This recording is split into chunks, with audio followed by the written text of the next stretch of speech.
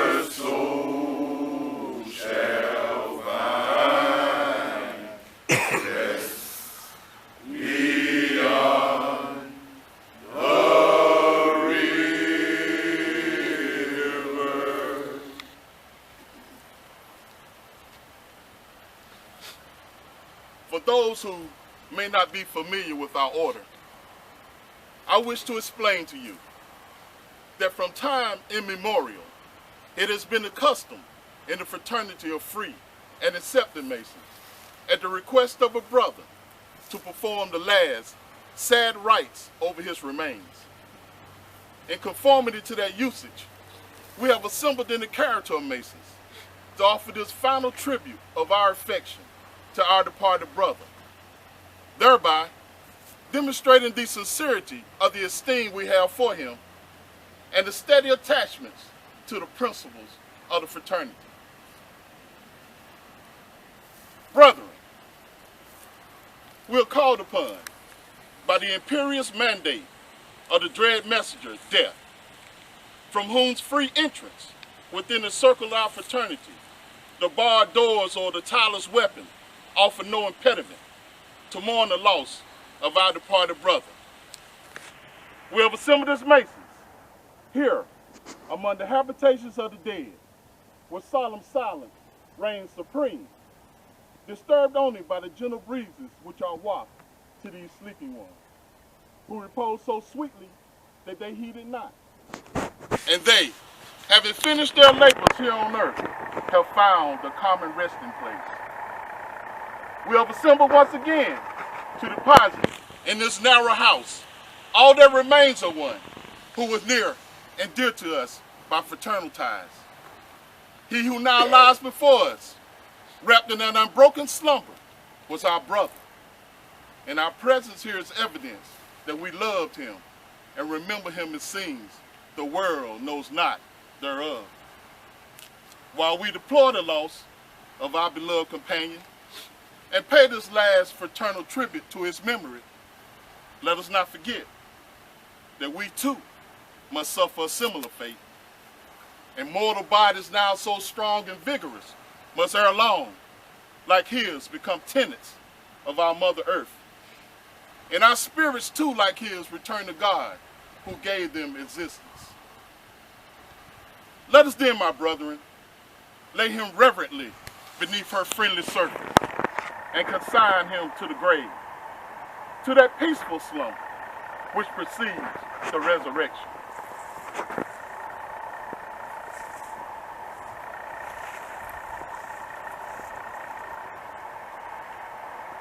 The lambskin, a white linen apron, is an emblem of innocence and the badge of a Mason.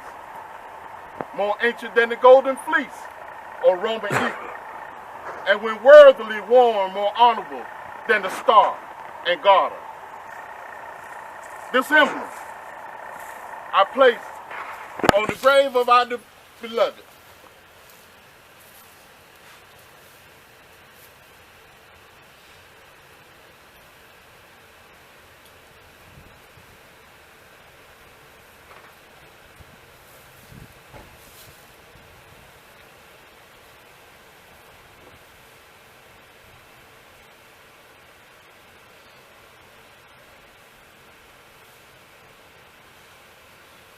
By it, we're reminded of the universal dominion of death.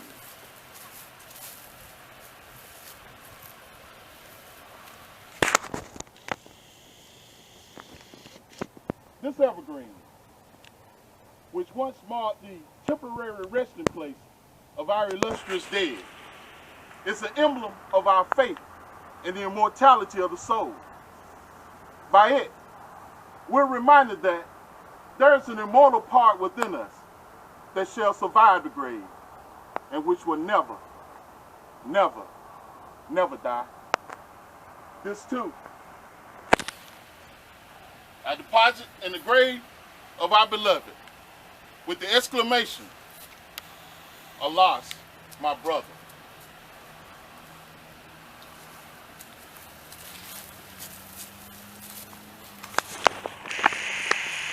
To the grave we consign the mortal remains of our beloved companion. We cherish his memories here. His spirit we commend to God who gave it.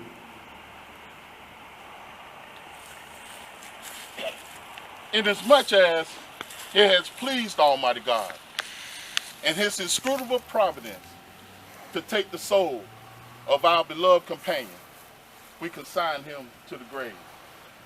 And with becoming reverence, supplicate the divine grace that his departing spirit may through faith and hope be sustained and cheered as it travels to that undiscovered country from whose bourne no traveler returns.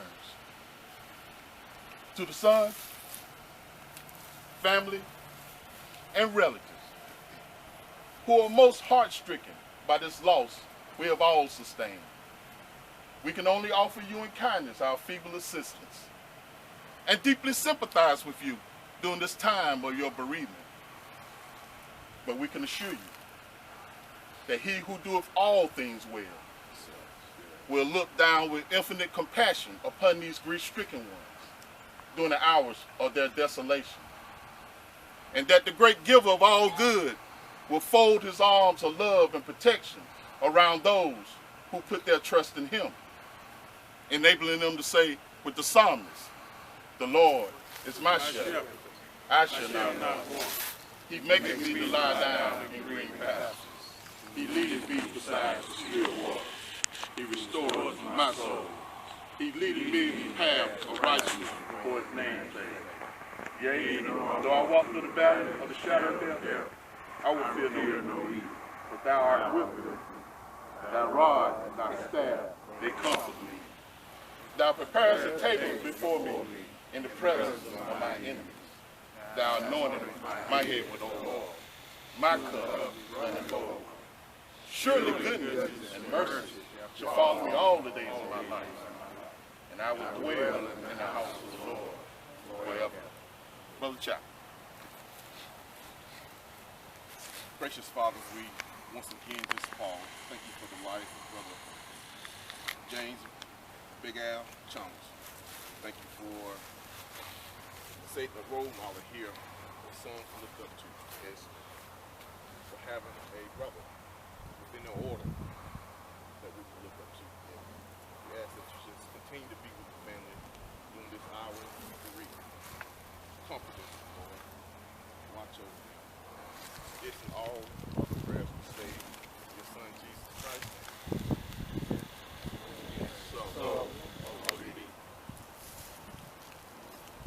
behalf of the most worshipful Prince Hall Grand Lodge of the state of North Carolina in this jurisdiction, where the Honorable Milton L. Fitch Jr. presides as our Grand Master, along with our District Deputy Grand Master, Terry Andrews, Worshipful Master Bivouac Lodge, number 503, Reginald McNeill, all Grand Lodge officers and brothers of the 30th District. We again would like to offer our condolences to you during this time of your bereavement, and want to let you know that if it's anything that we can do for you during this time, please let us know. This concludes the Masonic Rites.